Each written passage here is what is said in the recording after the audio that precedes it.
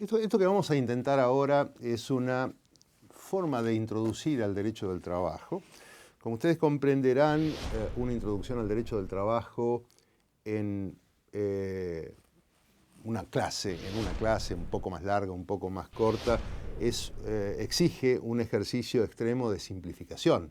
Eso tiene que quedar claro. Y no pretende operar más que como una invitación, un estímulo a revisar luego con cuidado cada uno de los extremos de esta introducción, ¿no? Lo que yo busco plantear, mostrar a lo largo de esta clase es alguna de las cosas que un autor francés, uno de cuyos trabajos ustedes van a tener como complemento de esta clase, llamaba las claves de inteligibilidad del derecho del trabajo, yo diría las claves de comprensión del derecho del trabajo, para que se pueda ver por dónde va y cuál es el sentido de esta rama del derecho. Yo creo que si hay dos presupuestos para destacar en el nacimiento del derecho del trabajo, son básicamente, y aunque parezcan contradictorios, por un lado la revolución liberal, el sistema de libertades y en particular la libertad de trabajo. Esta es una novedad. Como ustedes saben, el trabajo humano en las etapas anteriores estaba caracterizado por notas bien distintas del principio de autonomía de la voluntad, notas de sometimiento y falta de voluntariedad. No necesito más que evocar, porque las formas del trabajo humano estaban sometidas a relaciones como la de la esclavitud, después el vasallaje, las corporaciones y los gremios en donde había manifestaciones también de restricciones de la libertad. Pues bien, la revolución liberal, el sistema de libertades, la libertad de trabajo es uno de los datos relevantes que parece contradictorio cuando se menciona en relación al derecho al trabajo, y ustedes van a ver por qué yo menciono esto como un elemento decisivo. Y el otro elemento definitorio, a mi juicio, en ese contexto de libertad, pongámosle por el momento libertad entre comillas, porque ya van a ver que esto se acota sensiblemente, es el ingrediente de la desigualdad que afecta al hombre que trabaja. Por lo tanto, digamos, para entender al derecho del trabajo, cómo se plantea, cómo nace, libertad por un lado, el reconocimiento de la libertad del hombre que trabaja y al mismo tiempo el dato ominoso, abrumador de la desigualdad. Primero de esos datos, el sistema de libertades. Como decía recién, las formas de trabajo estaban tradicionalmente sometidas a vínculos no voluntarios o no plenamente voluntarios, y el contrato, que es la manifestación concreta de la libertad de la que estamos hablando, se manifiesta en una primera instancia como una expresión luminosa de libertad. El contrato es libertad. El contrato es la voluntad del trabajador de anudar su vínculo porque quiere anudar su vínculo, y eso no puede sino considerarse un signo, déjenme calificarlo así, gozoso de libertad. Sin embargo, en el campo de las relaciones de producción, se percibe rápidamente que eso solo habría de ser posible porque la lógica del sistema indicaba e implicaba, además, el inevitable sometimiento del trabajador que se consideraba necesario para poder, de alguna manera, disciplinar a las vastas cohortes que se incorporaban a la planta industrial.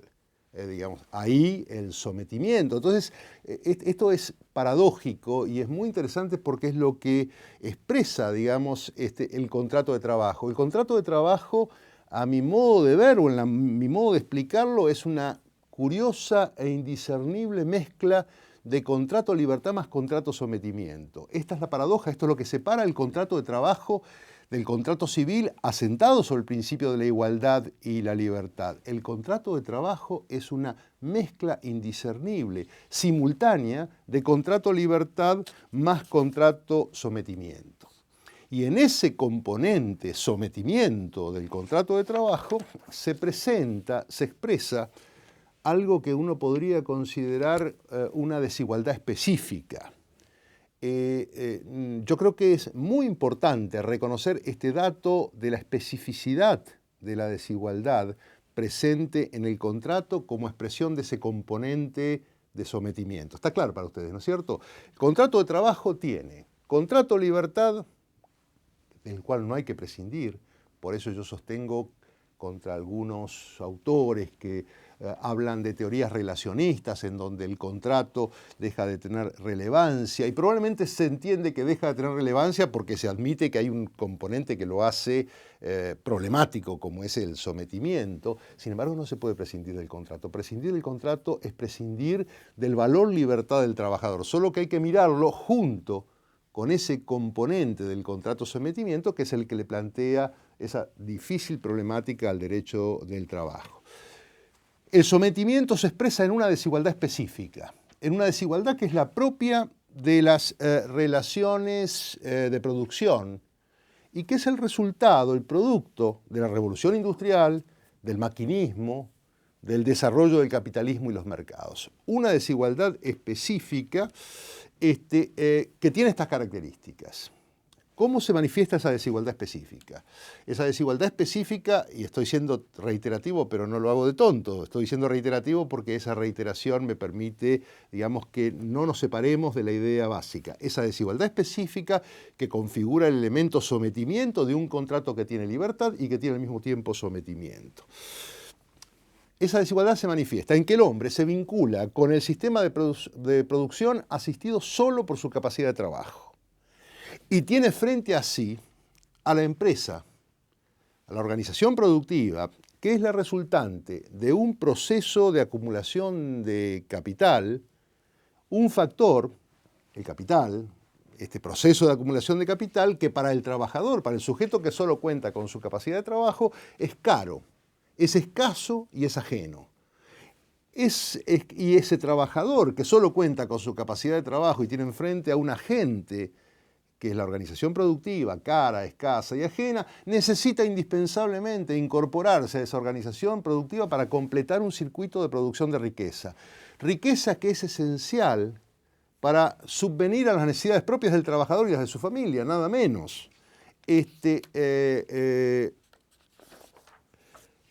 Es evidente, será evidente para ustedes que entre estos dos sujetos, estoy diciendo algo muy elemental, pero no por ser muy elemental deja de ser importante advertirlo. Estos dos elementos, un sujeto que solo tiene su capacidad de trabajo, que es abundante en el mercado, frente a otro sujeto, el del titular de la organización productiva, cara, escasa y ajena, que tiene la llave del proceso de producción, genera una relación de extrema desigualdad, y déjenme que insista en esta idea, una desigualdad específica. ¿Qué quiero decir cuando digo desigualdad específica? Hay muchas manifestaciones de desigualdad. Está la desigualdad militar, está la desigualdad penitenciaria, está la desigualdad universitaria, el profesor y los alumnos, que es una desigualdad solo funcional, pero es una desigualdad al fin. Y está esta desigualdad específica de las relaciones de producción, que tiene un nombre técnico sobre el que vamos a abundar en unos minutos, ya les estoy anticipando, es el concepto de la relación de dependencia. ¿Qué es la relación de dependencia? Esta desigualdad específica que estamos comentando en este momento. Un vínculo en donde el titular de la organización productiva, por las razones que decía, tiene una posición dominante, donde el trabajador tiene que someterse a esa condición. Y fíjense ustedes de dónde viene esa diferencia notable de poder. El empleador es el sujeto, el empleador así llamamos ahora, estoy anticipando una designación técnica, digamos que a lo mejor podríamos no utilizar todavía. El sujeto que recibe el trabajo, el titular de la organización productiva, tiene la aptitud y la decisión de incorporar al trabajador al proceso productivo y de esa manera de permitirle que complete un proceso de generación de riqueza, o puede no incorporarlo. Y en eso al trabajador le va la vida, porque le va la posibilidad de subvenir o no subvenir a sus necesidades. En segundo lugar, una vez incorporado, puede mantenerlo o puede separarlo. ¿Cómo llamamos hoy modernamente ese acto de separación? Es el despido, efectivamente, el despido. Y el acto de despido, en su vertiente más elemental, pone de vuelta al trabajador fuera de la posibilidad de subvenir a sus necesidades de su familia. No es poco. Esa desigualdad se vuelve extrema si ustedes piensan estas dos características. Una que la acabamos de mencionar, es una desigualdad derivada del tipo de necesidades que se cubre con el salario. O sea, no son necesidades secundarias. El trabajador que trabaja o no trabaja le va la vida en esa decisión de trabajar o no trabajar. Segundo elemento que fue señalado por este autor francés que ya hemos evocado en más de una oportunidad, y ustedes lo van a ver en el artículo adjunto, un artículo que se llama ¿Por qué el derecho del trabajo?, que está publicado en la Revista Internacional del Trabajo y por lo tanto en los 3 idiomas, en inglés, en francés y en español, en donde el otro dato decisivo que configura la desigualdad es que el trabajador compromete todo su cuerpo en el vínculo laboral dependiente. O sea que hay dos elementos. Hay una posición dominante, te incluyo o no te incluyo, y si te incluyo te puedo excluir o no excluir, y además de todo eso deriva, primero, que tú incorporas el cuerpo humano en este proceso, y en segundo lugar, que las necesidades que satisfaces con este proceso son decisivas. Una desigualdad enorme, una desigualdad notable, desigualdad específica, que es un concepto clave del derecho del trabajo, que es lo que llamamos, estoy siendo reiterativo, pero vale la pena señalarlo, es lo que llamamos dependencia laboral, un concepto clave del ordenamiento laboral. Por eso, en la cátedra que está a cargo mío, a diferencia de otros estudiosos, nosotros al concepto de dependencia laboral lo ponemos en el corazón de la teoría general del derecho del trabajo. No podemos entender la teoría general del derecho del trabajo si no estudiamos el concepto de dependencia, que tiene una capacidad explicativa que a mí me parece realmente significativa. ¿En qué se manifiesta a lo bruto? A lo bruto. A veces decir a lo bruto es un poco bruto, pero bueno, ¿en qué se manifiesta a lo bruto esa pronunciada desigualdad? En la lógica de mercado, porque estamos hablando de la lógica de mercado, y déjenme decir algo que también es bruto y que a muchos les puede molestar, pero el derecho del trabajo es un derecho de economía de mercado. Sí, esto es fundamental. El derecho del trabajo solo existe en economía de mercado. En los derechos del socialismo real, cada vez menos presentes, pero digamos, el vínculo del trabajador se parece mucho más a una relación de empleo público que a lo que nosotros consideramos una relación de empleo privado. Por lo tanto, el derecho al trabajo es un derecho de la economía de mercado. ¿Y qué pasa en la economía de mercado? En la lógica de la economía de mercado, el titular de la organización productiva lo que busca es maximizar el retorno de su inversión. Esa es la lógica del mercado. Por supuesto, el titular de organización productiva trata de maximizar el retorno de su inversión en relación a todos los factores del sistema, pero en relación al factor trabajo, maximizar la tasa de retorno en su vertiente más grosera significa pagar lo menos posible. Esta es la vertiente más grosera. Ahora vamos a hacer un comentario sobre esto para no ser excesivamente pesimista sobre este fenómeno. Pagar lo menos posible, o sea, salarios insuficientes. Hacer trabajar al trabajador la jornada más extensa posible, las jornadas de agobio. Hacer trabajar al trabajador sin recaudos que aseguren su salud y su higiene en el trabajo, porque estas son frecuentemente costosas. Es evidente que, esta lógica de mercado trasladada sobre las relaciones de producción habrían de generar efectos sociales devastadores. En el término de libreta negra, de la libreta de almacenero, al trabajador se lo hace trabajar lo más posible, por la menor retribución posible y en las peores condiciones posibles, no porque el empleador sea un sujeto perverso, sino básicamente porque esa es la lógica del mercado que lo lleva a maximizar, y acá me estoy reiterando una vez más, a maximizar su tasa de retorno. Quiero hacer una aclaración. Hoy está claro que esto no es estrictamente así. Hoy, está claro en el campo de la gestión de los recursos humanos y de las relaciones de producción que se obtienen niveles más altos de productividad y por lo tanto resultados económicos más satisfactorios con condiciones de trabajo más satisfactorias.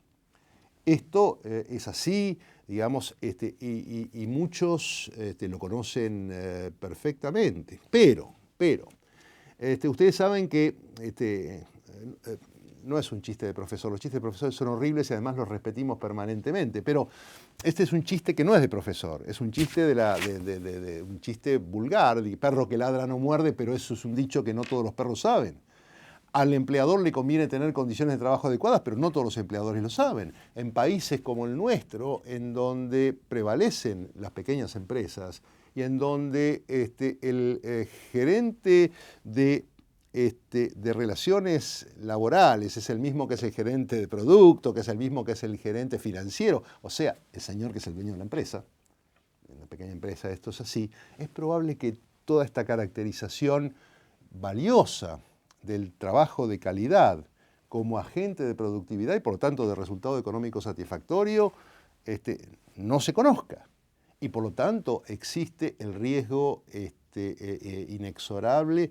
Mire, yo estaba una vez en España y estábamos conversando junto con un distinguidísimo colega español, con un economista que trabajaba en el campo de los recursos humanos. Y el hombre nos decía, ustedes los juristas nos tienen cansados con sus normas excesivas, ustedes tienen que hacer, él era un jurista español, un economista español de formación alemana, y él sabía perfectamente que las mejores condiciones de trabajo mejoraban la productividad y déjenos a nosotros los vamos a hacer bien, vamos a garantizar las mejores condiciones de trabajo y por lo tanto no van a hacer falta esas normas que ustedes inventan o conciben.